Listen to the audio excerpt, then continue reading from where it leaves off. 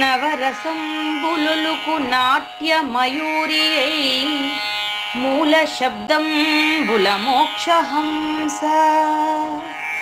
నవరసంబులుకు నాట్య మయూరియై మూల శబ్దంబుల మోక్షహంస. పరమ పవిత్రమౌ పరమాత్మ గీతయే నేడు నాట్యం బాడుచుండెగనుమా. పరమ పవిత్రమౌ పరమాత్మ గీతయే నేడు నాట్యం బాడుచుండెగనుమ. మునిరతనార్యులు మోదిల్లు శిష్యుండు, మునిరతనార్యులు మోదిల్లు శిష్యుండు సహజాచలుని కంఠ శబ్దరీతి. అజ్ఞానతిమిరంబులంతంబుజేయ అనాదిబోధను వినుము ఆర్యులార. అజ్ఞానతిమిరంబులంతంబుజేయ అనాదిబోధను వినుము ఆర్యులార. వినుము ఆర్యులార. తెలిపే జ్ఞానేశ్వరుల్ గీతన్ దివ్య రీతి. తెలిపే జ్ఞానేశ్వరుల్ గీతన్ దివ్య రీతి. ఆణిముత్యమీ గ్రంథము అచలులార. ఆణిముత్యమీ గ్రంథము అచలులార. ఆదరించిరి గీతను అచల ఋషులు గురుని వాక్కుగా గ్రహించి గురుతుగనుడు. ఆదరించిరి గీతను అచల ఋషులు గురుని వాక్కుగా గ్రహించి గురుతుగనుడు. హరి ఓం శ్రీ గురుభ్యో నమః. ఓం నమో భగవతే వాసుదేవాయ. ఓం నమో నారాయణాయ. ఓం నమః శివాయ.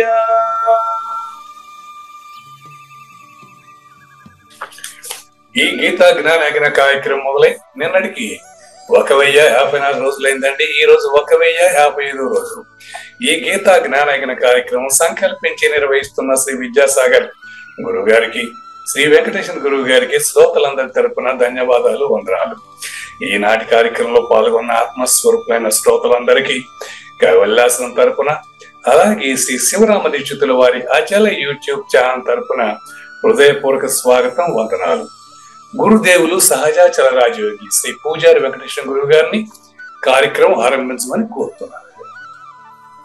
సర్వము గురుమయము, సర్వము గురుమయము.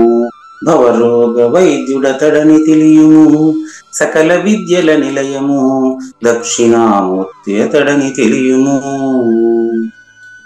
మూగవాణి మాటను, ఈ మూగవాణి మాటను శ్రోతలు కోటలు దాటింతురు. గురుకృపా సిద్ధితోనే నేనెంత ఆనందముందినాను. నిజయోగి శ్రీకృష్ణుడు నిజ భక్తుడైనట్టి అర్జునుడు. వీరి సంవాదామృతం జనుల రమణ పాలిట అమృతం. వేదవ్యాసుడు దీనిని జనుల యద వికసించునట్లుగాను మహాభారతమందున వెలిగించే కోటి సూర్యుల వెలుగుతో.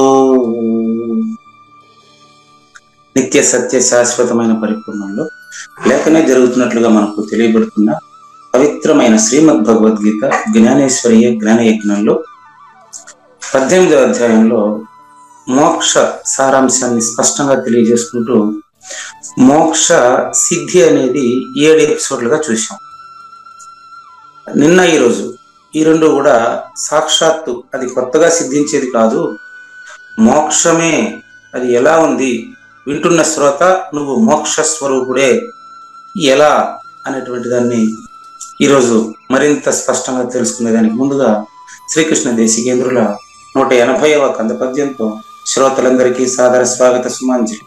శ్రీ గురుభ్యో నమః. శ్రీమద్భాగవత కృష్ణదేశిక ప్రభులు రచించిన 292 కందార్థ దరువులు సంపూర్ణంగా జ్ఞానయజ్ఞంలో రోజుకొకటి చొప్పున వ్యాఖ్యానించబడిన విషయం శ్రోతలకు విదితమే. ఈ కందార్థ దరువులను రచించిన 19 సంవత్సరాల వరకు అవి ముద్రణకు నోచుకోలేదని, వాటిలోని నిగూఢ భావాలను మరింత స్పష్టం చేస్తూ రచయిత క్షరాక్షరోపాధి ద్వయదోషరహిత పరమతత్వ కందములు 261 రచించారని, తదుపరి సద్గురు శుభాశీస్సులతో ఈ రెండూ కలిపి ఒకే పుస్తకంగా ముద్రించారని పెద్దలు చెప్పగా విన్నాం. పుస్తకం ఇప్పుడు మన భక్తులతో చాలా మంది దగ్గర ఉంది. ఈ కందపద్యాలు భగవద్గీతకు ఉత్తర గీత వలె సద్గురు భక్తులకు కందార్థ దరువులలోని ఎన్నో సమస్యలకు సమాధానమై విలసిల్లుతోంది. ఎంతో ఉపయోగకరమైనటువంటి ఈ కందపద్యాలను రోజుకు ఒక్కొక్కటి చొప్పున వివరించాలని అడిగిన ప్రత్యక్ష శ్రోతల కోరిక మేరకు జ్ఞానయజ్ఞంలో శ్రీకృష్ణ పరమాత్మ సందేశానికి ముందే ప్రతిరోజు కృష్ణ ప్రభువుల దర్శనం మహద్భాగ్యంగా భావిస్తూ ముందుకు వెళదామా? మనసు అరయక ప్రజలను వినుమని చదువకు బోధ, బాధయని ఇండ్లల్లో పనులన్నీ యాది చేసుక చనియెదరు, ఆ సమయమందు అసహ్యమునసుత. అసహ్యమున అనే పదం కూడా వాడారండి. చూడండి, ఇందులో టైటిల్ ముందుగా దీనికి శీర్షిక చెప్తాను చూడండి. శ్రోత మనసు తెలిసి వినిపించాలి. ఈ ప్రబోధ ఎప్పుడైనా కూడా మరి 1055 ఎపిసోడ్లుగా మనం తెలుసుకుంటున్నాం కదా, ఇంత స్పష్టంగా మోక్షం ఉండేట్టుగా ఉంటే ఎందుకు దీనికి చాలా మంది రావడం లేదు? కావూరు నాగేశ్వర ప్రసాద్ గారి ప్రశ్నలు ఆ విధంగా ఉంటే, నాగేశ్వర ప్రసాద్ ఇంట్లో ఇప్పుడు కనీసం ఆ ఇంటి నిండా అందరూ వచ్చి ముందు రోజు అపాయింట్మెంట్ తీసుకొని వచ్చి 100-150 మంది లేదా 200 మంది కూర్చొని ఆడ ఇంట్లో ఉండాలి కదా. ఎందుకు రాలేదని మనం సందేహపడిగానా, ఇది ఇంత గొప్ప బోధ అని కన్నా దీన్ని ఒక సభలో తీసుకుని పోయి చెప్పే ప్రయత్నం చేసామనుకో, అది మనస్సు అరయక ప్రజలందరిలో పోయి వాళ్ళ మనసు తెలుసుకోకుండా దీన్ని చెప్పే ప్రయత్నం చేయకండి. చెప్తే ఏమైతుంది అని చెప్తున్నారు ఇక్కడ. అందుకని మనసు అరయక అంటే వాళ్ళ మనసు పరిశీలించకుండా వినే వాళ్ళ మనసుకు అనుకూలంగా లౌకికమైన ప్రబోధతోనే బోధ ప్రారంభించాలి. ఎప్పుడు కూడా భౌతికమైనటువంటి 3 విషయాలతోనే బోధ ప్రారంభించాలి. ఆధ్యాత్మిక విషయంతో బోధ ప్రారంభిస్తే సహజంగా ఎక్కదు వాళ్ళకి. ఎందుకంటే శబ్ద స్పర్శ రూపరస గంధాలనే 5 విషయాలతోనే మాట్లాడుతున్న అబద్ధపు గుర్తెరుగుతుందండి. 5 విషయాలతోనే, శబ్దం మీదనే ఉంటుంది ప్రపంచం. శబ్ద తన్మాత్రే తర్వాత స్పర్శ తన్మాత్ర అయింది. శబ్ద స్పర్శ రూప రస గంధం, ఈ 5 తన్మాత్రలే ప్రపంచంలో రహస్యం పెద్ద ఏం లేదు. అందుకని ప్రపంచం అంతా కూడా 84 లక్షల జీవరాశులు మానవులతో సహా ఈ తన్మాత్రలకు పరిమితమైన జీవనం గడుపుతున్నారు. ఇందులో సద్గురు పరంపరానుగతంగా వచ్చినటువంటి దక్షిణామూర్తి నుంచి వచ్చినటువంటి ఈ విజ్ఞానాన్ని, ఇది గురు పరంపరాగతంలో ఏ కొద్ది మందికి మాత్రమే ఇది తెలుసు. ఆ కొద్ది మందిలో ఉండేటువంటి తత్వం గురుతత్వము, అది ఒక్కటే తప్ప దానికి రెండవది లేదనేటువంటి విషయం ఇది ఎవరు అంత సులభంగా నమ్మేది కాదు. అందుకని వాళ్ళ మనసు తెలుసుకోకుండా పోయి మీటింగ్లలో పోయి దీన్ని చెప్పే ప్రయత్నం చేయబాకండి. సభల్లో చెప్పే ప్రయత్నం చేసే వాళ్ళందరూ కూడా తన గొప్ప చాటుకోవాలని ప్రయత్నించేవారే. దానికి ప్రూఫ్ ఏంటంటే సభలో ఏం చేస్తున్నాం చూడండి, బాగా గమనించండి. ఒకరు చెప్పిన తర్వాత దాన్ని ఆయన ఖండిస్తాడు, దీన్ని ఆయన ఖండిస్తాడు. అంతవరకు అయితే కూడా పెద్ద ఇబ్బంది ఏం లేదు, తెలిసి వాళ్ళు తెలుసుకుంటారు. దానికి మళ్ళీ చివరికి మైకులు పెరుక్కొని కొట్లాడుకునేంత స్థాయిలో ఈరోజు సమాజంలో ఉంది. దానికి కారణం ఏంటంటే నాకే తెలుసు అనేటటువంటి ఒక వాదన, ఒక భావము, ఒక మాన్యత ఇద్దరికీ ఉండడం వల్లనే. అందుకని ఇది ద్వంద్వాతీతమైనటువంటి ఈ బోధని ద్వంద్వ ప్రవృత్తితో ఉన్నటువంటి సామాన్య జనానీకానికి సంబంధించినటువంటి సభలలో గాని లేదా వ్యక్తిగతంగా గాని దీన్ని చెప్పే ప్రయత్నం చేయొద్దండి. మరి ఎలా సభలు నిర్వహిస్తారు గురుగారు? మరి నిర్వహించలేరు ఎట్లయితే? అవసరం లేదు, వాళ్ళై పిలిస్తే దీన్ని పోయి చెప్పే ప్రయత్నం చేస్తే మనకి ఇబ్బంది లేదు. అది ఇప్పుడు తిరుపతి సత్సంగం అయింది, మీరు చక్కగా చెప్పారు, వాళ్ళు అర్థం చేసుకున్నారు కదా. అర్థం చేసుకోలేని వాళ్ళు ఆ, మరి అలా దాంట్లో ఏముంది తప్పేమండి? దాంట్లో అదే చెప్తున్నా కదా మీకు, మనం బలవంతం చేయకూడదు. అచ్చా, ఓకే. తిరుపతి సత్సంగాన్ని మీరు ఉదాహరించారు. ఉమ్, మోహన్ రెడ్డి గారు ముందే వచ్చారు నా దగ్గరికి, ఆ ప్లాన్ కు ముందే. ఉమ్, 2 మహాసభలు నిర్వహించారు. ఉమ్, 3వ మహాసభ డౌట్ వచ్చేసింది ఆయన, ఉమ్, చెయ్యాలన్నా వద్దా అని. ఉమ్. ఎందుకు తెలుసా? గురుగారు. వారు చేసింది ఈ ప్రయత్నమే. ఉమ్, ఏం చేశారు? ఎక్కువ మందితో బోధ చెప్పించే వాళ్ళ, ఆ, ప్రపంచానికంతా బాగా దీన్ని వ్యాప్తం చేసేయాలా ఆ, అని కొంచెం దూకుడు పడ్డారు. ఉమ్, నేను క్లియర్ గా చెప్పాను స్పష్టంగా మన దగ్గరకు వచ్చినప్పుడే. ఉమ్, అప్పుడు రెంటెడ్ ఇంట్లో ఉన్నప్పుడు అక్కడ వచ్చారు వారు. ఉమ్, అయ్యా, మీరు అచల మహాసభ నిర్వహించడం తలంపు అయితే గొప్పదే. ఉమ్, మీకు పూర్వంలో సభను నేను ఇప్పుడు మీకు చెప్తాను, కావాలంటే మీరు నా భూతో నా భవిష్యత్, ఇంతవరకు ఎవరు అటువంటి సభ పెట్టి ఉండరు. మీరు కానీ నిర్వహించారంటే ఇంతకు ముందు కూడా అటువంటి సభ ఎప్పుడు ఉండదు. ఉమ్, అటువంటి ఆలోచన నేను చెప్తాను, ఉమ్, మీరు చేయండి అని చెప్పాను. ఉమ్, నేను చెప్పిన ఆలోచన ఇప్పుడు బహిరంగంగా ఇక్కడే ప్రకటిస్తున్నాను, మీరు వాళ్ళకి ఫోన్ చేసి అడగవచ్చు. ఉమ్, ఏం చెప్పానంటే, మోహన్ రెడ్డి గారు అచల మహాసభల్లో మీరేం చేయాలంటే, వక్త చెప్పేటోళ్ళు ఉమ్, సెలెక్ట్ చేసుకోవాలి. ఉమ్, ఎట్లా సెలెక్ట్ చేసుకోవాలి? మీకై మీరు సెలెక్ట్ చేసుకున్నా ఇబ్బంది లేదు, ఉమ్, లేదా సభలో నిర్వహించి సెలెక్ట్ చేసినా ఇబ్బంది లేదు. ఆహా, అంటే సభలో అప్పటికప్పుడన్నా వక్తని ఎన్నుకోండి. ఆ, 2 రోజుల సభ కదండి. అవును గురుగారు. 2 రోజుల సభలో గురువు మనకు ప్రపంచానికి ఒకడే. ఉమ్, యాజ్ఞవల్కి జనక మహారాజుల సంవాదం చాలా పెద్ద సభలో జరిగింది. ఉమ్, కానీ ఆ సభ మొత్తానికి యాజ్ఞవల్కి ఏకైక గురువుగా ప్రకటించి సభ ముగించారు. ఉమ్, అతనికే పరాపూజ చేశారు. ఉమ్, అది త్రేతాయుగం. ఉమ్, మరి తర్వాత ద్వాపరయుగం. ఆ, శ్రీకృష్ణ పరమాత్మ ఒక్కడినే మహాభారత యుద్ధానంతరం రాజసూయాగంలో స్పష్టంగా శ్రీకృష్ణ పరమాత్మ ఒక్కరినే జగద్గురువుగా ప్రకటించారు. ఉమ్, అది ద్వాపరయుగం. ఉమ్, ఇప్పుడు కలియుగంలో శ్రీ వెంకటేశ్వర స్వామి చింత మీరు అచల మహాసభ నిర్వహిస్తున్నారు. మీరు కూడా జనక మహారాజు అంతటి వారే. ఉమ్, ఇక్కడ కూడా మీరేం చేస్తారు అంటే, భక్తులను ఎంతో మందికి ఆహ్వానం పంపండి. ఉమ్, వాళ్ళకు 10-20 ప్రశ్నలు టెస్ట్ పెట్టండి. ఉమ్, దాన్ని ప్రశ్నలు వేయమంటే నన్ను పిలవండి, నేను వస్తా. కావాలంటే ప్రశ్నించడానికి మనకేం ఇబ్బంది లేదు, మిమ్మల్ని పిలిచినా వస్తారు. ఆ, కొన్ని ప్రశ్నలు వేస్తాం. ఉమ్, ఉమ్, ఉమ్, ఆ ప్రశ్నలన్నిటికీ సమాధానాలు చెప్పే క్రమంలో ఉత్తమ వక్తగా అతన్ని ఎన్నుకొని అతనినే గురువుగా ప్రకటించండి.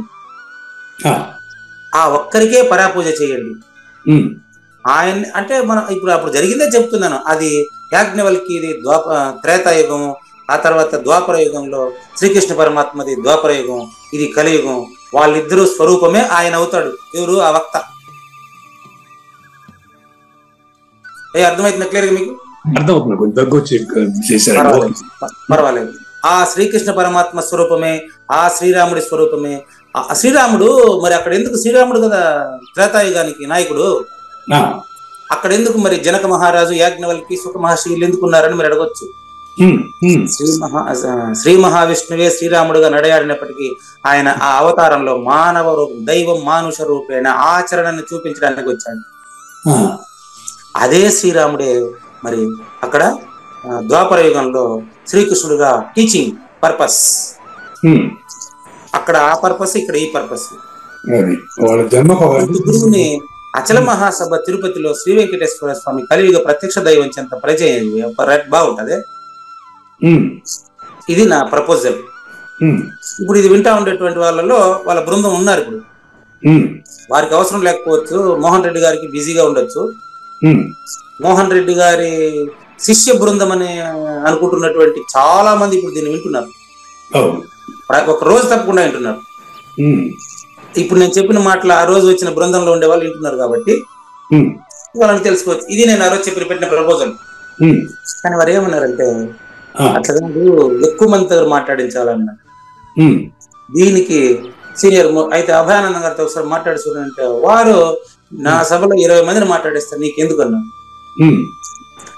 ఎందుకంటే అది ఇంకా మీరు అడిగారు, మోహన్ రెడ్డి గారు ఎక్కువ మంది దగ్గర మాట్లాడించాలని వారిని అడిగారు, గురువు గారు యాక్సెప్ట్ చేశారు. మరి మనది ఏమంటది? మరి అయితే వెంటనే నేను అయితే ఒక్క పని చేయండి, ఆ వక్తల లిస్టులో నా పేరు లేకుండా చేసేయండి. ఈ మాట కూడా అడిగాను. ఆ వక్తల లిస్టులో నా పేరు లేకుండా చేయండి. మీరు 2 రోజులు మహాసభలో ఎంత ఎక్కువ మందితో మాట్లాడిస్తారు, ఏం మాట్లాడిస్తారు, నేను కూడా నేర్చుకుని వస్తాను అని కూడా నేను రిక్వెస్ట్ చేశాను. కానీ దీనికి మన అభయానందం గారు ఒప్పుకోవట్లేదు. గురువు మాట కాదనేది ఏముంది? అభయానందం గారి మాట మన్నించి, అంటే యాక్సెప్ట్ చేసి అంగీకరించి, మరి గురువు చెప్పిన దాంట్లో మళ్ళీ దోషం లేదు. మనం ఒకరి మాట అయినా వినాలా, ఎవరి మాట అయినా ఏంటంటే అది బాగోదు. కాబట్టి మరి వారి మాట విని ఏదో నాకు ఇచ్చిన 5 నిమిషాలు 10 నిమిషాలు కూడా నేను మిగతా వాళ్ళలాగానే మాట్లాడడం జరిగింది. కనుక ఇది ఏమైంది అంటే 2 సంవత్సరాలు పూర్తయింది. మొదటి సంవత్సరం కొన్ని మిస్టేక్స్, ఏమంటారు, వక్తల వల్ల శ్రోతల వల్ల కొన్ని మిస్టేక్స్ జరిగాయి అని మరి నేను ముందే చెప్పాను కదండి. దాన్ని సరే రెండో సంవత్సరం కొంచెం దిద్దుకున్నారు. 3వ సంవత్సరం దిద్దుకోగలనా లేదని డౌట్ పడుతున్నారు. ఇంకా ప్రకటన రాలే. ఎందుకంటే 3వ సంవత్సరం సభ పెడితే నువ్వు 3 కాదు 30 సంవత్సరాలు కూడా పెట్టండి మీరు. ఇప్పుడు నేను చెప్పిన పద్ధతిలో కానీ, నేను చెప్పిన పద్ధతి అంటే సద్గురు అనూచానంగా వస్తున్న పద్ధతి అదే. రోజంతా లేదా ఒక సెషన్, ఒక మధ్యాహ్నం వరకు ఒక రోజు సభ అంటే మధ్యాహ్నం వరకు ఒకరిని, మధ్యాహ్నం నుంచి ఒకరిని పెట్టండి. అందులో మీకు ఉత్తమమైనటువంటి భావాలని మనం గ్రహించాం. కావాలంటే బేరీజ్ వేసుకుంటారు ఎవరైనా దీనికి దానికి. కానీ గురువుగా మనం వచ్చిన ప్రతి శ్రోతలను గురువునే చూసేటటువంటి ఆయనే గురువుగా ఎంచుకోవాలండి. కానీ వచ్చిన ప్రతి శ్రోతలను గురువుగా చూసుకునేటటువంటి వాళ్ళు నీకు ఎక్కువ మంది దొరుకుతారా చెప్పండి? వాళ్ళకి అనుభవం కావాలి కదండి. కాబట్టి మనసరయ్యక ప్రజల మనసు పూర్తిగా తెలుసుకోకుండా ఈ బోధ విను అని చెప్పడం గాని, చెప్పించడం గాని, ఆ యాజ్ఞవల్కి త్రేతాయుగంలో చేసినటువంటి సభలో జనక మహారాజుకి యాజ్ఞవల్కి సద్గురుమూర్తి ముందే తెలుసు. ఆ యాజ్ఞవల్కి చరిత్ర చదివితే మీకు తెలుస్తుంది. ఆ విధంగా నీ మనసులో ఒక వ్యక్తిని పెట్టుకుని ఆ వ్యక్తితోనే అన్ని కంప్లీట్ చేయిస్తే బాగుంటుంది అని చెప్పాను. దానికి ఆయనకు సరైనటువంటి వ్యక్తి ఇంకా ఫిట్ అవ్వలేదు బాబు. అంతెందుకు, వాళ్ళ గురువు గారు పేరు తిరుచానూరు వెంకటేశ్వర్లు గారు, ఏదో ఉంది నిత్య ప్రబోధానంద, వాళ్ళని పెట్టుకోండి. లేకపోతే వాళ్ళ గురువు అమలానంద యతీశ్వరులట, వాళ్ళని పెట్టుకోండి. వాళ్ళిద్దరికి గురువు ఎవరు, వాళ్ళని పెట్టుకోండి. మీరు ఎవరైనా పెట్టండి. జగద్గురువుగా ఒకరినే ప్రకటించండి. కలియుగంలో జగద్గురు ఒకరినే ప్రకటించండి. కాబట్టి ఒకరినే ప్రకటించడం అంటే ఒక వ్యక్తి పేరు ప్రకటించడం అని కాదని చెప్పేది. ఆ గురుతత్వాన్ని వెల్లడి చేయాలంటే ఇది ఒక్కటే ఏకైక మార్గం. ఇది ఏకభక్తి అండి. ఏకైక మార్గం ఇదేనండి. ఒక్కొక్కరు చెప్పండి. అదే ఒక్కొక్కరు ఒక రకంగా చెప్తే అది అందదండి ప్రజలకి. అందుకని అందరిలో ఒకే సారాంశాన్ని తీసుకునే విధంగా బోధ ఉండాలి. గురువాక్యానికి దగ్గరగా ప్రసంగించే వారిని మాత్రమే మీరు అక్కడ ఎన్నుకోవాలి. వచ్చిన వాళ్ళలో ఈ పక్క ఉండే వాళ్ళు, నా పక్క ఉండే వాళ్ళు విమర్శించే వాళ్ళని ఎన్నుకుంటే అది ఎట్లా సభ అవుతుంది? ఇప్పుడు చాలా ప్రాబ్లం. ఎందుకంటే అంతమంది చూసినానికి కూడా పిలవకపోతే వాళ్ళు అన్నారా కోపం వస్తుంది వాళ్ళకి. అంతే కదా, ఇంకే పెద్ద ప్రాబ్లం. కాబట్టి ప్రజల మనసు ఎట్టిదో తెలుసుకోకుండా వారి వద్ద ఈ బోధ వినిపించే ప్రయత్నం చేయబాకండి. అదే ఇంకా మోహన్ రెడ్డి గారు గురువు గారిని పిలుచుకొచ్చినాం అనుకో, వారు ఇంకా ఎక్స్పర్ట్ అనమాట. నేను మోహన్ రెడ్డి గారికి చూపించేసినాను. మరి మోహన్ రెడ్డి కూడా కొంతమందికి చూపిస్తా ఉన్నాడు అంటాడు ఆయన. ఇంకా అట్లా ఇది ఎక్కడంటే అక్కడ చదివితే ఈ బోధ వాళ్ళకి ఎట్లుంటుందంటే, ఇది కూడా వారే చెప్పారు. ఇది మోహన్ రెడ్డి గారికి అబ్జెక్షన్ కూడా ఇదే ఉంది. వారు చెప్పిన దానికి నా యొక్క ప్రతిపాదన కూడా ఈ పద్యంలోనే ఉంది. అట్లాగాని పెడితే ఏమవుతారంటే తెలుసు, ఇది చెప్పారు వారు నాకు, మోహన్ రెడ్డి గారు అప్పుడే చెప్పారు ఈ మాట కూడా. అట్లాగాని పెడితే ఏమవుతారంటే తెలుసా, చూడు వారి బాధ చూడేటుండదు. కానీ దానికి భయపడలేదు జనక మహారాజు. మీరు ఎందుకు భయపడతారు అర్థం కావట్లేదు నాకు. ఎవరు మన నిర్భయానంద శ్రీ మోహన్ రెడ్డి గారు భయపడిన భయం ఇదే.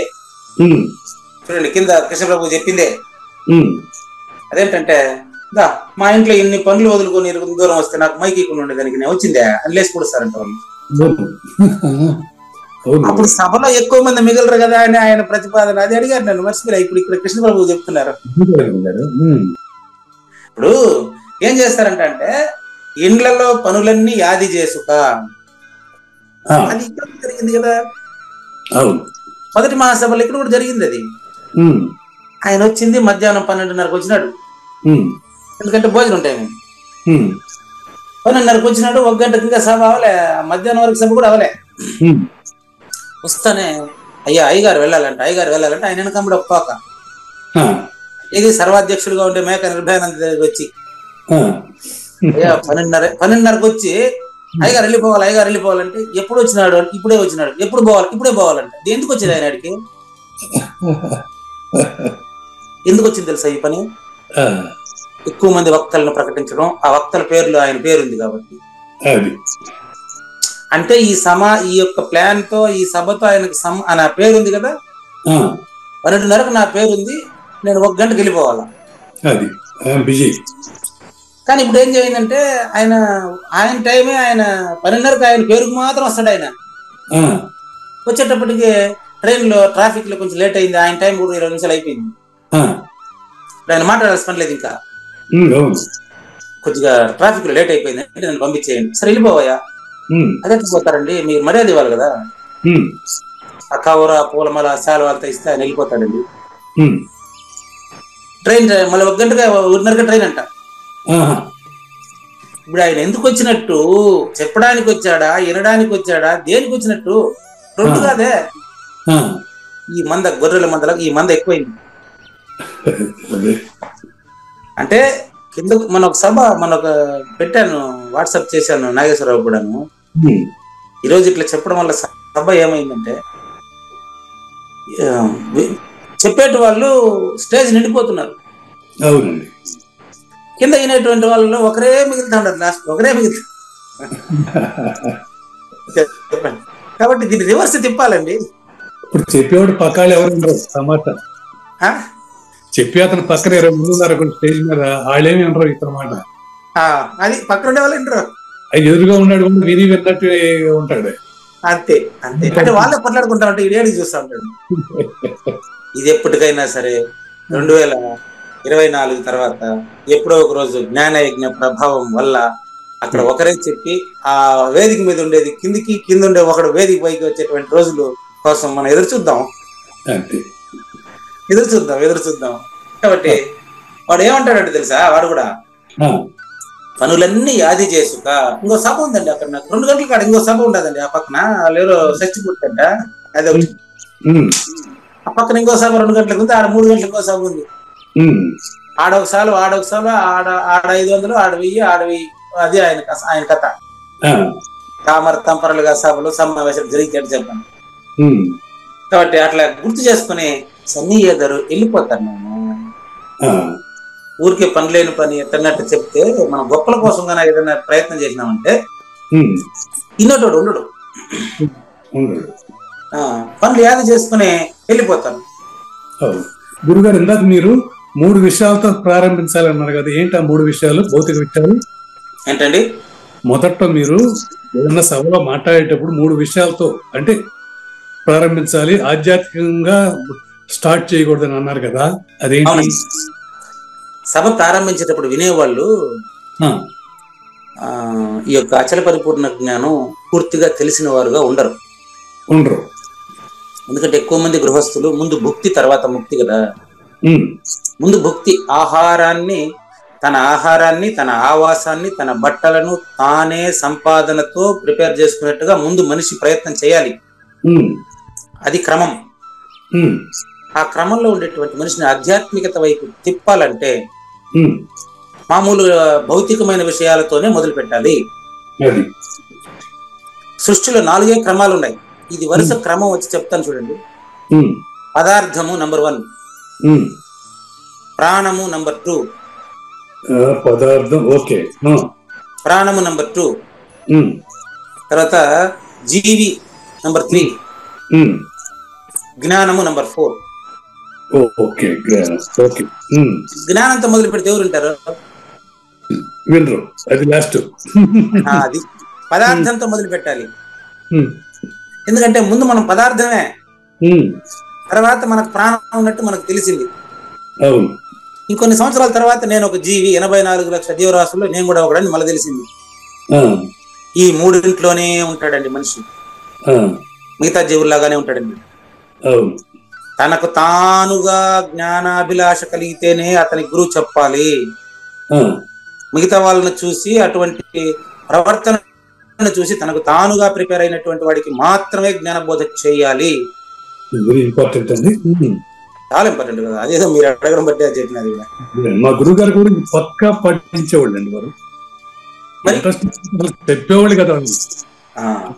కనుక ఆ తర్వాత జ్ఞానం చెప్పిన తర్వాతనే మనకు 1000 రోజులుగా కూడా మన వల్ల కాలే. అట్ట వరుసగా నేర్చుకుని వస్తే కూడా మనకు జ్ఞానాతీతం బోధపడలే ఇంతవరకు. మాట్లాడుతున్నాము ఫస్ట్ ఎత్తుకుంటున్నా సభలో మైక్ ఇచ్చేట ఎంతసేపు మాట్లాడినాను, నాకు ఎంతసేపు, అందరికీ ఇదే తిట్టుకుంటా ఉంటారు. ఏ సభలో పోయినప్పటికీ ఆయన మైక్ పట్టుకుని మాట్లాడి, ఆయన ముందర మాట్లాడుతూ ఉంటే వెనకాల ఉండేటువంటి 10 మంది అతని తప్పుల గురించి ఇక్కడ మాట్లాడుకుంటున్నారు. ముందర మైక్ పట్టుకొని మాట్లాడుకుని ఆయన ఇది ఇక్కడ ఎవరు వినట్లేదు. స్పీకర్ సౌండ్ ఎక్కువ ఉండడం వల్ల అతని గురించి మాట్లాడేది అతనికి వినపడదు. కాబట్టి నేను ఎప్పుడు వెనకాల కూర్చునే ప్రయత్నం చేస్తాను. బాగా గమనించండి, ఈ రోజు జరుగుతున్నటువంటి సభల్లో మీరు ఏ సభలోనే పోయి చూసుకోండి, 90% ఏమైతుందంటే ముందర మైక్ లో మాట్లాడే ఆయన వెనకాల తిట్లు వాడికి వినపడదు. అతను మాట్లాడే మాట వీడు వినలేదు కదా అనేది వాడికి తెలుస్తా ఉంటుంది. కంట్రోల్ చేసే ప్రయత్నం చేస్తాడు. అప్పుడు వాళ్ళు ఏం చేస్తారంటే, అదో ఈ సభ పెట్టాడు చూడండి, ఇదే పెట్టిందే మన సభ చూసారా, ఈయన ఏం చేస్తున్నాడు, ఒకటే ఉంటాడు, ఎవరు చెప్తారని.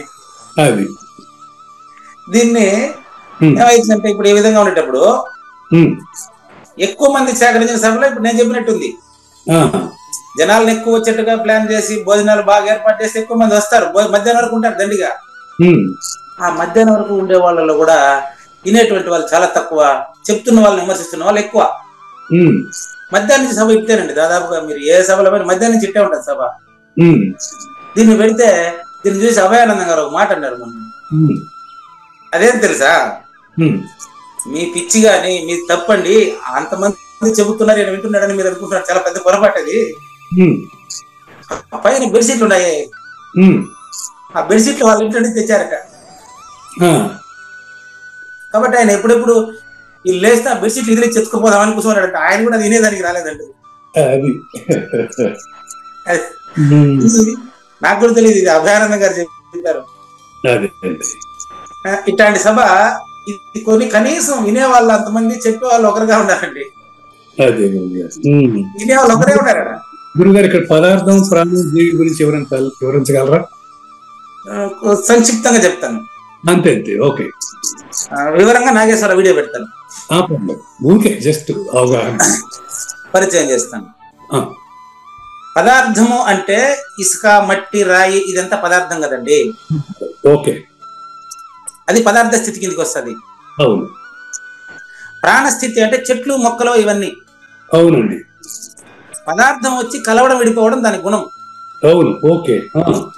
ప్రాణం అంటే కలవడం విడిపోవడం ఉంటుంది, శ్వాసక్రియ ఉంటుంది. ఈ శ్వాసక్రియ ఉండేటువంటి దానికి ఇది రెండో గుణం ఎక్స్ట్రా అన్నమాట. కాబట్టి పదార్థ స్థితి అంటే మట్టి, రాయి అవన్నీ దాని కిందకి వస్తాయి, దాన్ని భూమి కింద తీసుకోవచ్చు. ప్రాణము అంటే పెరుగుదల కలిగినటువంటి చెట్లు, మొక్కలు, దాన్ని కలిపి తీసుకోవచ్చు. దీని నుంచే జీవి స్టార్ట్ అయింది. ప్రాణం వచ్చిన తర్వాత జీవం ఉన్నట్టు తెలుస్తుంది. మానవుడు ప్రారంభం కాదు కదా, మిగతా జీవరాశులే కదా ప్రారంభం. కాబట్టి జీవస్థితి అంటే అర్థం ఏంటంటే మానవుడు తప్ప మిగతా అన్ని జీవరాశుల్ని కలిపి జీవస్థితి అంటారు. అంటే ఒక రకంగా చెప్పాలంటే పదార్థము, ప్రాణము అనేది భూమి, నీటికి సంకేతాలు. జీవి అనేది సర్వ ప్రాణులకు సంకేతాలు. జ్ఞానము అనేది మానవుడికి సంకేతం. అంటే ఈ మూడింటిని తెలుసుకునేటువంటి వాడు మానవుడు, కానీ మానవుని తెలుసుకునేవి ఆ మూడు కాదు. కాబట్టి మానవుడిని జ్ఞాన స్థితి అంటారు. జ్ఞాన స్థితిలో ఉండవలసినటువంటి మానవుడు అజ్ఞాన స్థితిలో ఉన్నందువల్ల అజ్ఞానం నుంచి జ్ఞానంలోకి మేల్కొల్పిన తర్వాత సాంఖ్యతారక మనస్కాలతో అతనికి జ్ఞానం కలిగించిన తర్వాతనే పరిపూర్ణ బోధ చేయాలి. ఓకే, అంటే ఇప్పుడు దీన్ని ఎలా సంక్షిప్తంగా అంటే ఏ రకంగా అంటారు బోధ చేసేటప్పుడు? అదేనండి, ఇట్లా చెప్పాలి. ఫస్ట్ ఇప్పుడు మీకు పదార్థం గురించి చెప్పాను, అర్థమైందా లేదా? అర్థమైంది. రాయి మొక్కలు మనిషికి అయితే మనసు ఉంటుంది, శ్వాస ఉంటుంది, కలవటం విడిపోవటం అన్ని ఉంటాయి. ఓకే, అందుకని జ్ఞానం అంటే అర్థం ఏంటంటే పదార్థ జ్ఞానం ఉండాలి. జ్ఞానం అంటే అర్థం చెప్తాను, పదార్థ జ్ఞానం ఉండాలి. ఎట్లా పదార్థ జ్ఞానం అంటే పూజారి వెంకటేశం తన తల్లి కడుపులో కలిశాడు, మళ్ళీ మరణం తర్వాత విడిపోతాడు. పదార్థ జ్ఞానం. ప్రాణం, ప్రాణం అంటే ఏంటి? శ్వాసక్రియ అని చెప్పాను. శ్వాసక్రియ జరుపుతున్నాడు కదా వీడు కూడా. కాబట్టి పదార్థ జ్ఞానం, ప్రాణానికి సంబంధించిన జ్ఞానం వచ్చింది. జీవి అంటే జీవించాలనే ఆశ.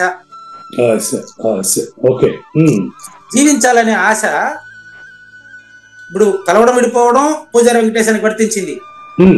ప్రాణం శ్వాసక్రియ వర్తించింది. వీడికి జీవించాలనే ఆశ ఉందండి. మిగతా జీవుల్లో ఒక దోమ నన్ను కుడితే నేను కుడితే అది పారిపోతుంది.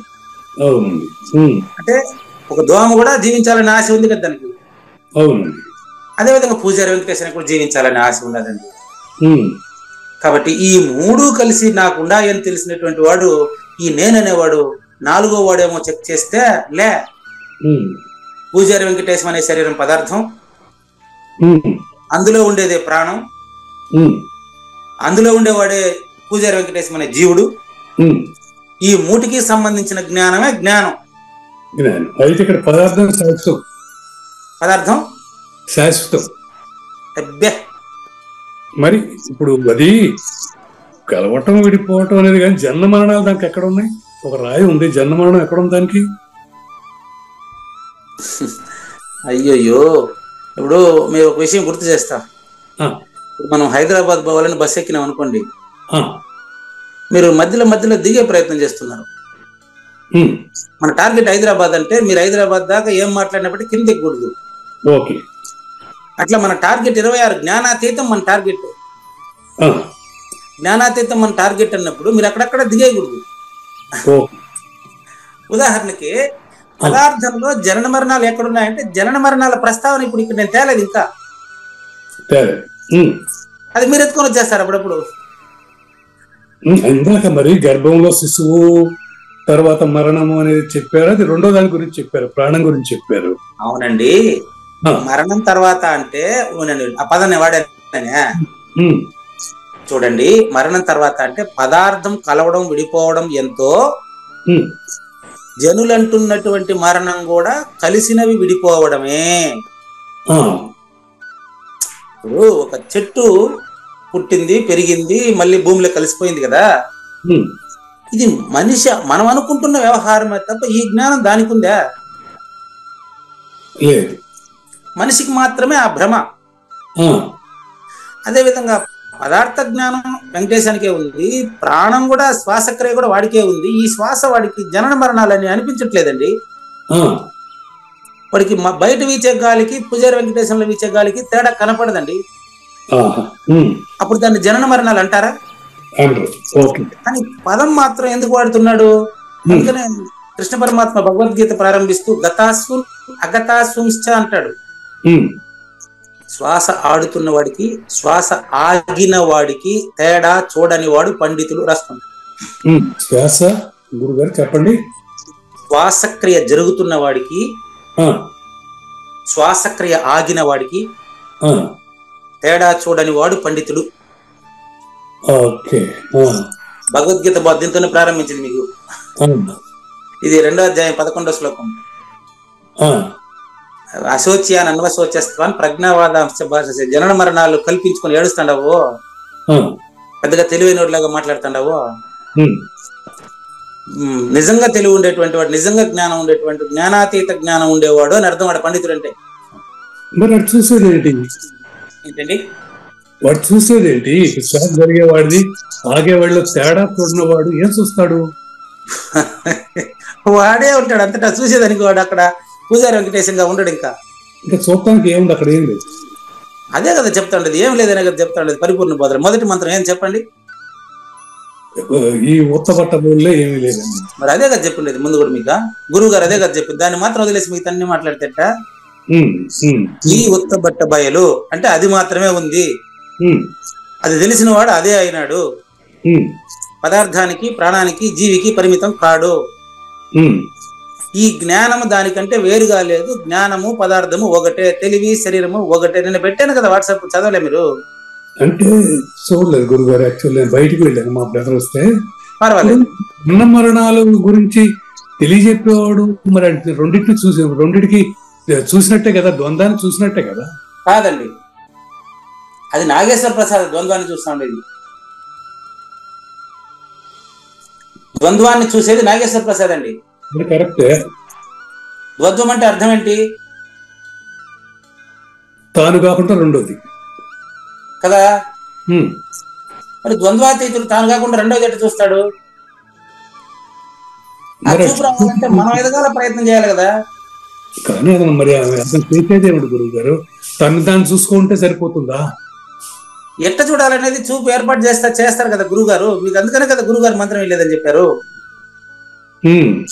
మనకంత పరిపక్వత రాలేదు కాబట్టి మనకంత పరిపక్వత రాలేదు కాబట్టి గురువు గారు మనల్ని ఆయన దగ్గర చేర్చడం లేదు, చేస్తుంది అంతే. ఇప్పుడు మనకు అట్లా పొలోమని 500 తీసుకుని చేస్తున్నారు, దానికి వచ్చిన సమస్య ఇది. ఇది కరెక్ట్, డౌట్ ఏం లేదు. ఓకే, గురువు గారి లాగా ఇంకా పరిపక్వత కాని వాడికి ఇది చెప్పొద్దండి. అదే కదా ఇప్పుడు చెప్తున్నది, మన సరయ్యక ప్రజలను వినుమని చదువకు ఈ బోధ. వాళ్ళు నాకు ఇంట్లో చాలా పనులు ఉన్నాయి, ఇదే నా పని లేచి వెళ్ళిపోతాను. దీనికి ఎంత స్పష్టమైన ఉదాహరణ చెప్పాను మీకు. మా నాయన భగవద్గీత గీతా మకరం ఎత్తుకుని మా ఆయన దగ్గరికి పోతే, నాయన నీకు 60 ఏళ్ళు అయిపోయింది, నువ్వు హాయిగా వచ్చేసినావు, మాకు ఇంకా దండిగా సంపాదించుకోవద్దు మేమా,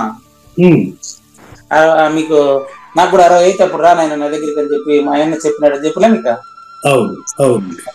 అధికంగా మనసు తెలుసుకోకుండా బలవంతంగా ఈ బోధ చెప్పే ప్రయత్నం చేయబాకండి. జ్ఞానాతీతం బోధపడాలి అంటే ముందుగా జ్ఞానం అంటే ఏంటో తెలియాలి. జ్ఞానం తెలిసినప్పుడు 25లో ఉంటాడు. ద్వంద్వం తెలియాలి. అవును, ద్వంద్వం తెలిసినప్పుడు 25లో ఉంటాడు. తెలిసింది ఎక్కడ పోతుంది? అదేనండి 25. అక్కడ శూన్యమే ఉంటుంది, ఆకాశాంశగా ఉంటాడు వాడు. అప్పుడు ఆకాశానికి అతీతంగా ఉండేటువంటి అచల పరిపూర్ణాన్ని గురించి వాడు ప్రశ్నిస్తే దానికి ఆన్సర్లు వస్తాయి. అటు కాకుండా పదార్థం గురించి ప్రాణం గురించి మాట్లాడుకుంటూ ఉంటే మళ్ళీ కింద దిగి, అంటే బస్సు మనం చేరాల్సిన గోల్ చేరకుండా కిందనే దిగి ఎత్తులాడుతున్నట్టు లెక్క ఇది. అది కానీ బోధన మీరు పరిచయం స్టార్ట్ చేసేటప్పుడు అలా చేయాలని చెప్పారు కదా, 3 బౌద్ధ విషయాలు. అవునండి, స్టార్ట్ చేసి చెప్పాలని చెప్పాను. అదే విధంగా మనకు కూడా అట్టే స్టార్ట్ అయింది జ్ఞానయజ్ఞం ప్రారంభంలో. ఇప్పుడు మీరు అడిగిన ప్రశ్న సమాధానం ఉంటుంది, ఎపిసోడ్లన్నీ మీకు పెడతారు, పర్సనల్ గా గ్రూప్ అవసరం లేదు. ఇప్పుడు మీరు చెప్పినటువంటి ప్రశ్నకు సమాధానం పేరవరంలో ఒకసారి మళ్ళీ చెప్పాను, అది మళ్ళీ గ్రూప్ లో పెట్టారు. ఈ యొక్క భగవద్గీత నేరుగా నేను శ్లోకంతో ప్రారంభించలేదండి. ఒకసారి చూసుకోండి, 17 నిమిషాలు మొట్టమొదటి ఎపిసోడ్ మీరు చూసినట్లయితే 17 నిమిషాలు భగవద్గీతలో జ్ఞాన యజ్ఞంలో చెప్పబోయే అంశాల గురించి ఏకరువు పెట్టున్నాను. అందులో ఈ క్రమమే చెప్పాను నేను. కాలచక్రం గురించి ఎక్స్ప్లెయిన్ చేశాను, సాంఖ్యం గురించి, తారకం గురించి, అమనస్కం గురించి చెప్పి తర్వాతనే భగవద్గీత మొదలెట్టాను. కాబట్టి మీరు ఒకసారి మళ్ళీ అది ఇంటే సరిపోతుందని చెప్పాను. సరే ఊరికే ఉదాహరణకు చెప్పండి అని చెప్పి మళ్ళీ దాని గురించి వివరించమంటున్నారు. అర్ధగంట అయిపోయింది.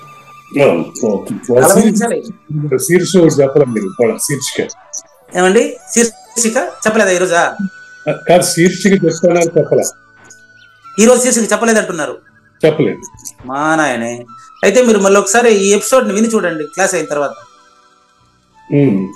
శ్రోతల మనసు తెలిసి వినిపించాలి అని శీర్షిక స్టార్ట్ చేసి మొదలెట్టాను. ఏమండి నోట్ చేసుకున్నారు కూడా, కానీ మళ్ళీ చెప్పలేదు అంటున్నారు. ఇంకా వేరే ఏదో అదేనండి, శ్రోతల మనసు తెలిసి వినిపించాలి, ముందు శీర్షిక రాసుకోండి అనే మొదలెట్టాను. కాబట్టి అర్ధగంటగా కూడా మీరేం చేస్తున్నారంటే మన గోల్ మర్చిపోయి మధ్యలో దిగేస్తున్నారు. కాబట్టి రేపటి శీర్షిక ఇప్పుడే చెప్తా, రాసుకోండి. నిత్య సంకితుడు. నిత్య సంకితుడు నాలాగా. ఓకే, రేపటి శీర్షిక నాలాగా నీలాగా అని చెప్పలేదా?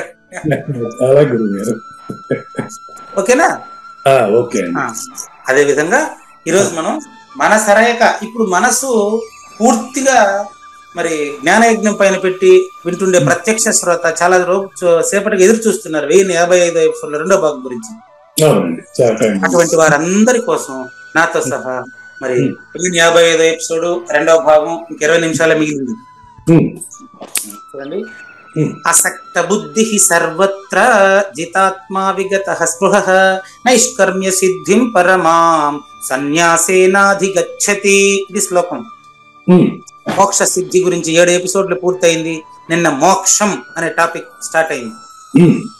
49-50 శ్లోకాలు పూర్తిగా మోక్షం అనే టాపిక్. ఇప్పుడే టైటిల్ చెప్పేస్తున్నా చూడండి. 50 శ్లోకం తర్వాత 3 శ్లోకాలు గీతాసారము. డేట్ కూడా రాసుకోండి మీకు కావాలంటే. గీతాసారము. అందులో మోక్షం పొందిన వాడి యొక్క సహజ లక్షణం ఎలా ఉంటుందో తెలిస్తే మనం అలా ఉండడానికి ప్రయత్నించాలి, అంతే.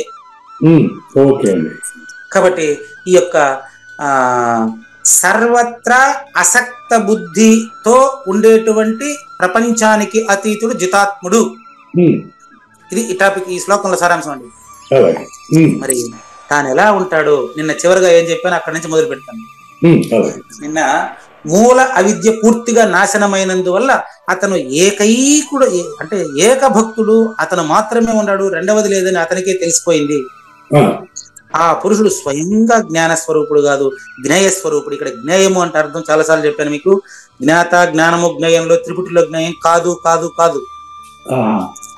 13వ అధ్యాయం 13వ శ్లోకంలో చెప్పినటువంటి జ్ఞేయం యత్ తత్ ప్రవక్ష్యామి యద్ జ్ఞాత్వా అమృతమశ్నుతే అనాది మత్ పరం బ్రహ్మ న సత్తన్నా సదుచ్యతే. జ్ఞానాతీతమైనటువంటి జ్ఞేయం మాత్రమే ఇక్కడ చెప్పబడింది. 13వ అధ్యాయం శ్లోకం నెంబర్ 13లో చెప్పినటువంటి విషయం మరొకసారి గుర్తు చేసి ముందుకు వస్తున్నాను. అది అనాది, అది మన ఇద్దరి కంటే వేరైనది. కావూరు నాగేశ్వర ప్రసాద్, పూజారి వెంకటేశ ఇద్దరు మాట్లాడుకుంటున్నట్టు తెలుస్తుందంటే వినేవాళ్ళు 3వ వాళ్ళు అవుతారు. ఈ ముగ్గురులోనూ కూడా ఎప్పటికీ ఎప్పటికీ ఎప్పటికీ స్థిరంగా, సత్యంగా, నిత్యంగా, సత్యంగా, శాశ్వతంగా ఉండేటువంటిదే జ్ఞేయము. దాని గురించి 13వ అధ్యాయం 13-12 చూడండి. 13 దీంట్లో ఒక ఇదే చూసుకోండి. జ్ఞేయం దాంతోనే మొదలెట్టారా. జ్ఞేయం తత్ ప్రవక్ష్యామి. ఏది జ్ఞేయం అంటే యద్ జ్ఞాత్వా అమృతమస్మి. దేనిని తెలిస్తే జనన మరణ రహితం తెలియబడుతుందో, యథామృతం, చావు పుట్టుకలకు అతీతమైనటువంటి వాడు నువ్వేననే విషయం ఎప్పుడు నీకు తెలియబడుతుందో అటువంటి జ్ఞేయ స్వరూపుడు నువ్వే అవుతున్నావు, అయ్యుండావు, అయినావు. కాదు కాదు, అయినావు, అయ్యుండావు, అవుతావు, ఈ పదాలన్నీ వేస్ట్. నువ్వే జ్ఞేయం నాయన, నువ్వే పరిపూర్ణం తండ్రి. ఇది తెలిసిన తర్వాత ఇప్పుడు వచ్చేయండి ఇక్కడికి, జ్ఞానేశ్వర దగ్గరికి వచ్చేయండి. ఇది తెలిసిన వాడు ఎట్టుంటాడు చూడండి. ఆ ఉదాహరణలుగా మీరు అనుభవిస్తే ఇప్పుడు మీరే పరిపూర్ణుడని మీకే తెలిసిపోతుంది తండ్రి. మీరు కావూరి నాగేశ్వర ప్రసాద్ గారు ఒక కలగంటున్నారండి. నీళ్ళలో మునిగిపోతున్నట్టు కలగన్నారు. కళ నుంచి మేల్కొని నీళ్ళలో తప్పించుకోవడానికి ట్రై చేస్తారా? లేదు.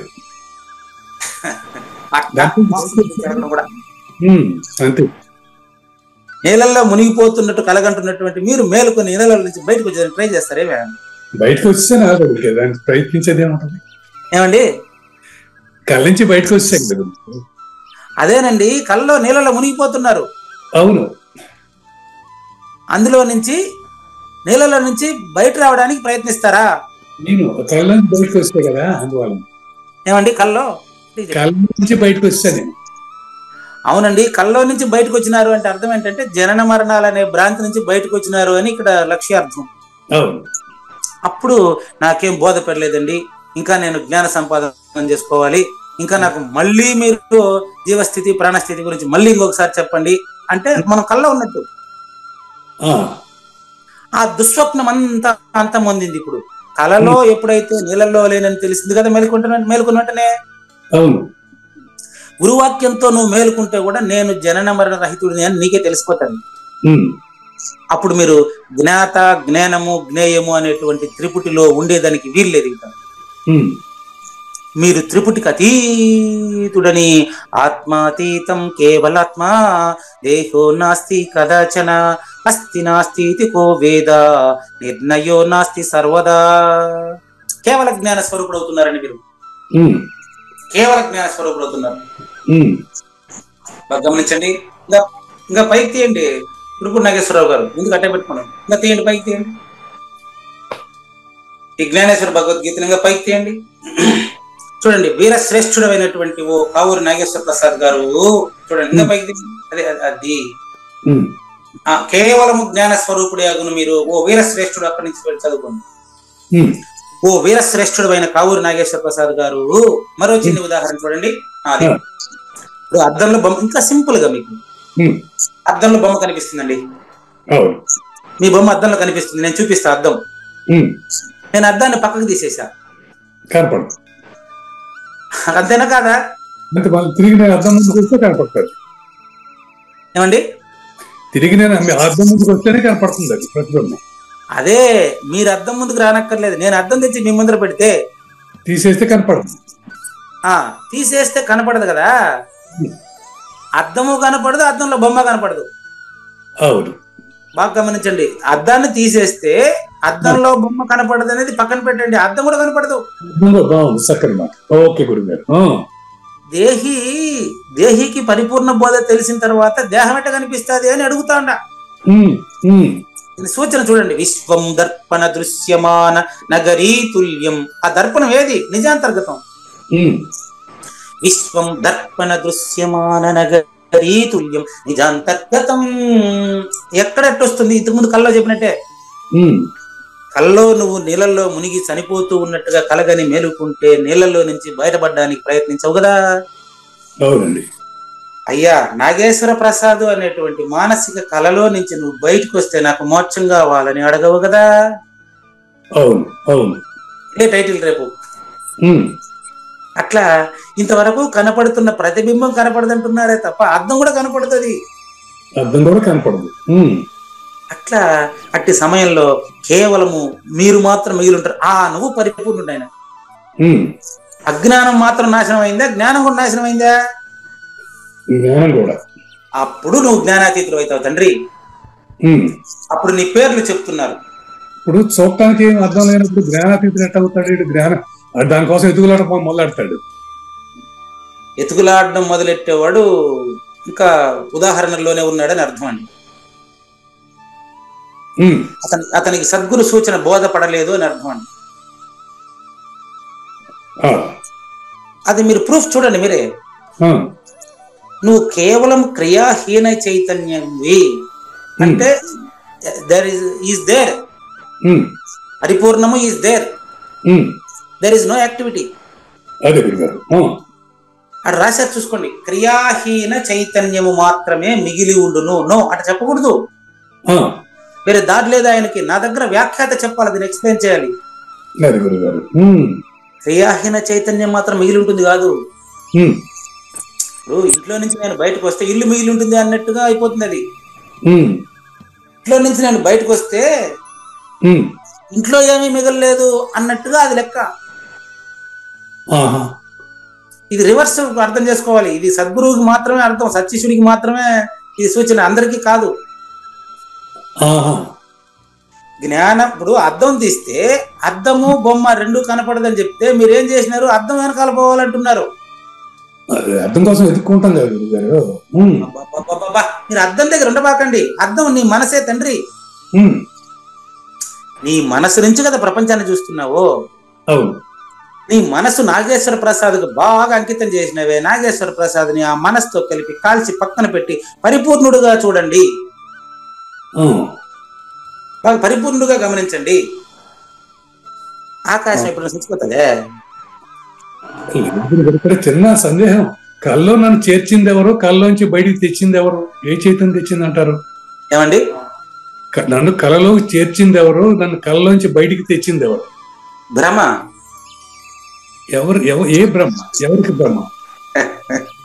బ్రహ్మయనిన పుట్టుకనినను. బ్రహ్మన్న పుట్టుకన్నా ఒక్కటే. పదార్థంలో ఉండేటువంటి ప్రాణం పదార్థం ఆధారంగా ఉంటుందండి. ఆ, ప్రాణం పదార్థం ఆధారంగా ఉంటుంది, పదార్థం ప్రాణం ఆధారంగా ఉంటుంది. ద్వయం అండి అది లేదయ్యా. ఆ, అది లేకపోతే ఏది ఉందో దాన్ని చూడవయ్యా. ఉమ్, మీరు చెప్పేది క్రియా చైతన్యం, అవును. జ్ఞానేశ్వరి చెప్తున్నది క్రియాహీన చైతన్యం తండ్రి. క్రియాహీన చైతన్యం, ఇది అర్థం ఆ, కాదు. నిత్య సత్య శాశ్వత చైతన్యం ఆయన. నిత్య సత్య శాస్త్ర చైతన్యం. ఓకే. అందుకనే కదా నేను మూగవాని మాటను శ్రోతలు కోటలు దాటించెను. మీరు పవిత్రంగా అందరికీ అర్థం కావాలి, అందరూ దీన్ని భక్తిగా వినాలనే ఉద్దేశంతో గురుదేవులు శ్రీ సహజాచల రాజయోగిని ప్రారంభించమని అడుగుతున్నాను అంటున్నారు కదా. అదే నేను ఈ భగవద్గీత చెప్పకపోతే నేను డిగ్రీ కాలేజీలో పాఠం మాత్రం చెప్పుకుంటా ఉంటే ఆ మాట వాడతారా? లేదు. మిమ్మల్ని కూడా నేను అదే విధంగా సద్గురు శ్రీ కావూరు నాగేశ్వర ప్రసాద్ గారు ఈ రోజు ఇట్లా ప్రశ్నించారు, అది మీరు మామూలుగా ఈ జ్ఞానయజ్ఞం లేకపోతే మాట వాడతానా? గురువు ఎట్లా ప్రశ్నిస్తాడు? గురువు గారు శిష్యుడు ప్రశ్నిస్తాడు కానీ అటు కాదు. ప్రశ్నించే వాడిలోను శిష్యుడిలోను ఉండేది క్రియాహీన చైతన్యము. అందుకనే కుడుపూడి నాగేశ్వరరావు గారు సద్గురు అనే పదం అందరికి పెట్టుకున్నాడు. ఆయన సద్గురు అయినాడు కాబట్టి పెట్టుకున్నాడు, మనం కాలేదు కాబట్టి నమ్మలేకపోతున్నాం. అది కాబట్టి ఆ అచల పరిపూర్ణం మాత్రం మిగిలి ఉంటుంది కాదు, అచల పరిపూర్ణంలో నేను మిగిలిను. ఆ నిజమైన నేను అనదు. కావూరు నాగేశ్వర ప్రసాద్ గారు దీన్ని తెలుసుకోవడానికి మీరు ప్రయత్నించబాకు తండ్రి. ఈ చైతన్యమునందు స్వాభావికంగా ఎలాంటి క్రియ ఉండదయ్యా. నువ్వు గాఢ నిద్రలో ఏం ప్రయత్నం చేసి నిద్రపోయినావు? నేనే కదా చెప్పినా. ఇప్పుడు మీరు అడిగిన ప్రశ్నే, ఏ ప్రయత్నం చేత మేలుకున్నారు మీరు? సహజంగా మీరు నిద్రపోయినట్టు, సహజంగా మేలుకున్నట్టు, సహజంగా మీరు నైష్కర్మ్యుడు అని తెలుసుకోవయ్యా. పదం ఉంది అక్కడ, నైష్కర్మ్యము. దీన్నే నైష్కర్మ్యం అంటారండి. నేను తెలుసుకున్నాను అంటే అబద్ధం అండి. నేను తెలుసుకోలేదు అంటే అజ్ఞానం అండి. నేను తెలుసుకున్నాను అబద్ధం, నేను తెలుసుకోలేదు అజ్ఞానం. ఈ రెండు కానటువంటిది నైష్కర్మ్యము, అదే పరిపూర్ణం. అది నా మూల స్వరూపమే నాకు ఆ సమయమున ప్రాప్తిస్తుందే తప్ప నాకు కొత్తగా వచ్చేది కాదయ్యా పరిపూర్ణమా. అట్లే చదువుతానండి. అజ్ఞానజన్యమైన భేదభావం అనే భిన్నత్వం నాశనమైంది అంతే. భిన్నత్వం చూసేటువంటి వాడు నశించాడు. అది అంటే వాడికే, వాడిలోనే భిన్నత్వం చూసేవాడు నశించి కొత్తవాడు రావడము అంటే అదేమైనా సొక్కాయి మార్చుకున్నట్ట. ఎవరు సాగు ఆడికే ఉంటుంది. ప్రతి మానవుడికి ఉంది అది, వాడు ప్రయత్నం చేయట్లేదు, మానవ ప్రయత్నం అవసరం. కాబట్టి గాలి ఆగిపోయినప్పుడు అలలు ఆటోమేటిక్ గా ఆగిపోతాయి. ఉదాహరణ అండి, మా ఊర్లో గాలి ఎప్పుడు ఆగదనద్దు. మళ్ళీ ఉదాహరణ అది. గాలి ఆగిపోయినప్పుడు తరంగములు జలమునందు లీనమై అట్టే ఆగిపోయి అలలు లేని సముద్రం ఎట్టుంటుందో ఊహించలేను నేను అసలు. నేను అంటే పూజారి వెంకటేశ్వర లేనటువంటి పరిపూర్ణం ఎప్పుడు ఉండదయ్యా. కాబట్టి లేకుండుట లేక చూడండి, భిన్నత్వము నశించుట అని అంటారు.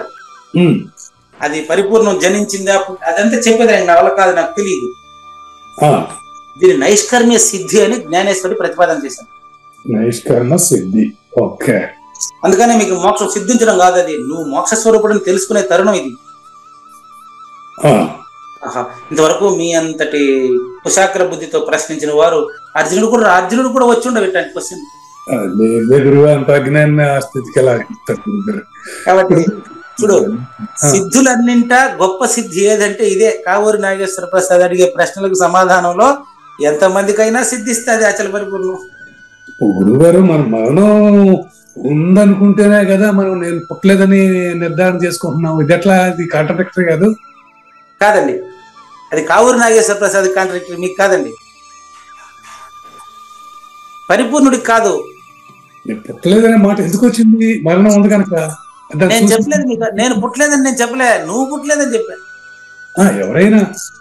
ఎవరైనా కాదండి, అది తెలిసిన వాడికి మాత్రమే అది తెలుస్తుంది, అందరికి తెలియదండి. వాడు ఒకడేనండి, అది నువ్వేనండి. మంచి ప్రశ్న. నువ్వు పుట్టలేదని చెప్పాను, నేను పుట్టలేదని ఎప్పుడన్నా చెప్పానా? నేను పుట్టలేదని తెలిసి చెప్పిన వాళ్ళు నేను పుట్టలేదని మీరు మీ గురించి చెప్పాల్సిందేగా. అదేనండి, అది అర్థమైన వారికి అర్థమైంది, అందరికి కాదండి. జ్ఞానేశ్వరి ఇక్కడ ఏం చెప్తున్నారంటే, అధిక మహత్వము గల శ్రేష్టమైన సిద్ధి నీ పుట్టుక గుట్టును తెలియడమే. ఏమని అనేది గురువు చెప్తారు. అది ఓకే, బాగుంది. దేవాలయ నిర్మాణంలో ఉండేటువంటి కష్టాలంతా సంభవిస్తాం దేవాలయ నిర్మాణంలో. అవును. నిర్మాణం పూర్తయిన తర్వాత హాయిగా గాలి పెంచుకుంటాం. అవును. నది సముద్రమున ప్రవేశించేంత వరకు దాని నది పేరు ఉంటది. ఓ బాగుందండి, చక్కని సూచన. Okay okay. నది సముద్రంలోకి ప్రవేశించిన తర్వాత మళ్ళీ నీళ్లు అదే కానీ దాని పేరు ఉండదు. అది ఓకే. నిర్మాణం అయినాక దాని గురించి పట్టించుకునేది ఉండదు. ఓకే. అట్లా పరిపూర్ణుడు అయిన తర్వాత నేను పరిపూర్ణుడు ఎవరు చెప్పడు. బాగుంది. అట్లా బంగారం యొక్క శుద్ధత్వము 16వ వన్నె అయిన రీతిన అజ్ఞానము మరియు జ్ఞానము రెండు నాశనం ఉందని పిమ్మట ఈ స్థితి ఖచ్చితంగా మీకు తెలియవలసిన అవసరం ఉంది. తెలియనంత వరకు ఏది తెలిసినా తెలిసినట్టు కాదు. ఇది తెలిస్తే ఏం తెలుసుకోవాల్సిన అవసరం లేదు. మళ్ళీ చూడండి, ఈ సూచన తెలియకుండా ఏది తెలిసినా తెలిసినట్టు కాదు. ఇది తెలియకుండా ఏది తెలిసినా అది ప్రయోగం లేదు, ఉపయోగం లేదు. ఇంకొకటి తెలియాల్సిన అవసరం ఉండదు. ఇప్పుడు సావకుడితో సహజమని తెలిస్తాడు, పరిపూర్ణుడు కాదంటారా? ఆ విషయం పరిపూర్ణుడు అయినాక క్వశ్చన్ చేయాలి. మీరు పరిపూర్ణుడు అయినాకనే క్వశ్చన్ చేయాలి అన్నమాట. మీరు పరిపూర్ణుడని తెలిసిన తర్వాత ప్రశ్నించేవాడు ఎవరు? ప్రశ్నించేవాడు ఎవ్వరైనా తనలో ఉండే సమాధానం తెలియనివాడు అంతేనండి. బాగా గమనించండి, మంచి ప్రశ్న. ప్రశ్నించేవారు ఎవరైనా ప్రశ్నించిన ప్రశ్నకు తనలో సమాధానం ఉందని తెలియనివాడు. అది ఓకే ఓకే. ఇది ఈ రోజు మీ నుంచే వచ్చింది ఈ సమాధానం కూడా. మళ్ళీ గమనించండి, మళ్ళీ ప్రశ్న అదే మాట మళ్ళీ చెప్తా రెండోసారి కూడా. ప్రశ్నించే వాడిలోనే సమాధానం ఉందని తెలియని వాడు మాత్రమే ప్రశ్నిస్తాడు. ఆ సమాధానాన్ని ప్రశ్నించిన వాడిలో నుంచి సమాధానం చూపించాయని గురువు అంటారు. సమాధానం చూపించాయని గురువు. ఓకే. ఎక్కడ చూపించాలి సమాధానం? సమాధానం నాలో ఉంది, ఆ సమాధానాన్ని గురువు చూపించాడు. అంతేనండి. ఇది ఈ రోజు తరగతి సారాంశం మొత్తం ఇదే. అంతేనండి. మీ ద్వారా నేను అందుకున్నటువంటి సూచన అదే. ఇక ఏది కూడా నిష్పన్నమనర్చేదానికి మిగిలి ఉండదండి. నాలోనే గురువు గారు సమాధానం చూపించిన తర్వాత నాకు గురువు శిష్యుడు అనే ఇద్దరు ప్రశ్నించాలా, ఆన్సర్ పొందాలా అనేటువంటి భావన ఉంటుందా? నేనే సమాధాన పడిపోతాను. ఆ నేను పరమసిద్ధి అంటారండి. పరమసిద్ధి. ఓకే. పరమసిద్ధి లేక పరిపూర్ణం, పేరేదైనా పెట్టుకోండి. పరమసిద్ధి లేక పరిపూర్ణము ఏమని అనరాని తత్వమది, పరిపూర్ణ మెరుక పెరుగరానిది ఎరుక కానిదది అంటారు జాలమామ. కనుక పరమసిద్ధి పొందిన తర్వాత అతను ఇంకా రెండవది కావాలని అసలు ప్రశ్నించేవాడు ఉండడు ఇంకా దాంట్లో. అది ఒకసారి చూడండి. సరే, ఈ శ్లోకాన్ని మనం తర్వాత రేపు చూద్దాం. 50వ శ్లోకం. ఇది కూడా మోక్షమేనండి. మోక్ష సిద్ధి కాదు, మోక్ష ప్రాప్తి కాదు, ఏం చెప్పేది లేదు దాన్ని. మోక్షము అనేటువంటి పదాన్ని గురించి సంక్షిప్తంగా తర్వాత 3 శ్లోకాల్లో చెప్పబోతున్నాను అని చెప్పేటువంటిది 50వ శ్లోకం. తర్వాత 3 శ్లోకాల్లో మోక్షం పొందిన వాడి స్వరూపం మనకు తెలియజేస్తారు. మనం కూడా అలా ప్రవర్తించేదానికి ప్రయత్నం చేసిన వాడు తనలో తానే మోక్ష స్వరూపుడుగా తెలియబడిపోతాడు. దాంట్లో రెండో వాడు అవసరం లేదు, రెండో వాడు ఉండడు అక్కడ ఇంకా. అంతేనండి. అటువంటి సూచన మనం తర్వాత ఎపిసోడ్ లో చూద్దామండి. శీర్షిక రేపటికి మీకు పద్యానికి దీనికి రెండుకి చెప్పేసి ఉండాలి. అవునండి, అవును. ఏనిది లేదు లేదు, ఉన్నది లేకపోవుట లేదయ్యా, ఈ గొప్ప మర్మమంతా నీ వలన తేటగా తెలిసెనయ్యా, సర్వ విషయంబులందు ఆసక్తి లేకనే ఉన్నవాడు, స్పృహలేనివాడు అతడే తన స్థితిని తానే జయించునయ్యా, తన గుర్తు తాను విడిచి నైష్కర్మ్య పరమ సిద్ధిని పొందును, శ్రీకృష్ణుని పలుకును సూటిగా తలపల మునిరత్నమే, శ్రీమించిన భావమై సద్గురువు చెప్పకనే చెప్పెను గదా. సద్గురు అర్పణం. మంగళం అమ్మ కానండి. జయ మంగళం నిత్య శుభమంగళం, జయతు జయ మంగళం మహోత్సవ మంగళం, జయ మంగళం